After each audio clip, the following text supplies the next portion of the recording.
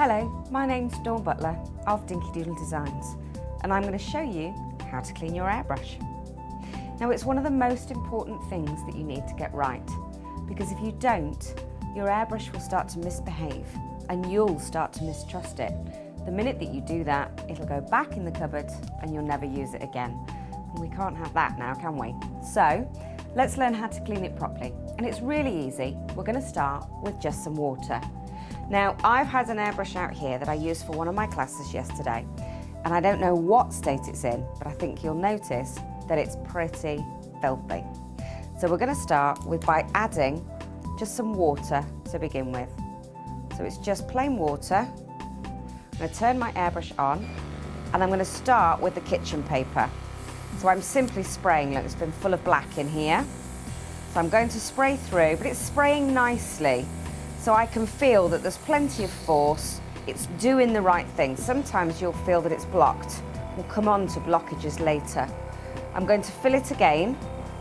Now that I know that it's all coming out the end okay, when I've got a wet part to my kitchen paper, I'm going to use that wet part to start wiping down the outside of my airbrush where it's also covered in paint. And as I know that the water is flowing through nicely, I'm going to use my cleaning station. This is simply a glass jar with a lid and a filter and a hole in the front for my airbrush. If I pull back the trigger all the way, I can see that the water is emptying from the cup and it's coming down and into the glass jar. And it's allowing me to just rinse through my airbrush. Now I'm going to go once again with water. And you'll generally find that you'll need to do this several times yourself when you're cleaning it, but it's worth spending just a couple of minutes cleaning your airbrush properly so that it's ready to go for you next time you need it. So again, just 1 cup through of water. I'm going to just check it before I get rid of it all on my paper. Now if I get a clean piece of paper, you'll see just how clean we're now getting it. Okay? So if I spray onto here, can you see now there's still a slight amount of colour, but it's much better than the black that we started with originally. Okay?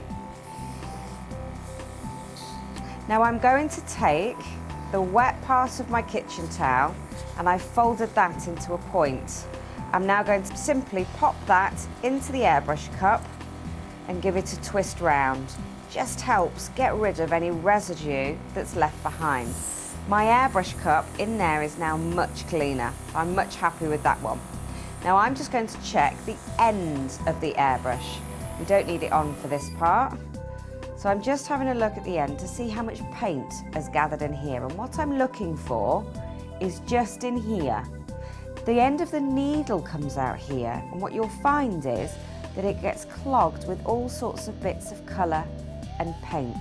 So what I'm simply going to do is unscrew both parts. Now you'll find here that the needle is now exposed. With any of my wet kitchen paper, it doesn't matter if it's still dirty, just literally all I'm doing is wrapping it over, giving it a twist as I gently pull away.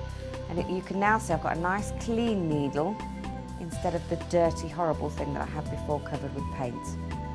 The next thing to look at is the part that we've taken off. And what I'm going to do for this is I've got some hot soapy water, and it's simply a washing up liquid and a paintbrush. Now, some of the older paintbrushes that you may have at home that aren't very good anymore because the bristles have all splayed out, so they're not good for your artwork or detailed work on cakes, but they're now perfect for cleaning airbrushes out because it doesn't really matter what state they're in. So what I'm doing is with my hot soapy water, simply pop in my paintbrush. Now you can get little wire brush cleaners, but we've all got a paintbrush at home. So getting there, I'm just going to give it a final dip, see if it's cleaner. You'll end up in more of a mess than your airbrush is, but at least you'll know that your airbrush is clean. So give your fingers a wipe, we'll move that to one side. and then give this a wipe. And what we should find now is that we've released any of that dry paint that was sat at the end. That looks much better. Simply screw this back in place. Okay, I'm going to turn my airbrush on, and I'm now going to give it a final rinse through with my Specialist airbrush cleaner. Now, there's no point in you using this time and time again every time you rinse through. For most of you, water is free. So why not use the cups of water first, and then for a final rinse, go with my Specialist cleaner. Or you can, of course, use clear alcohol. So back to the cleaning station, and I'm just going to do half the cup that I've got in here and spray through. I'll leave that in place for 1 moment. Get myself a clean piece of kitchen paper, which I'm just going to fold into 4. And all I'm simply going to do is block the end of my airbrush. I'm now going to pull back the trigger, and you should see bubbles come out the top. What I'm now doing is forcing that liquid through the tube in the center of your airbrush, just here, and forcing the color, any color residue that's there out. Can you see, look, we've still got little bits that are in there. So we're making sure that's clear. Do you know, I'm just gonna give it one final rinse through and bubble up.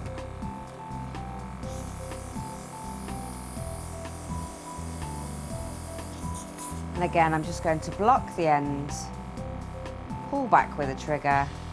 When your bubbles are clear, your airbrush is clean. Give it a final spray, use that nice cleaning solution to wipe around the edges of my airbrush and inside my cup. And there you have it. Simple as that, but that is how to keep your airbrush nice and clean.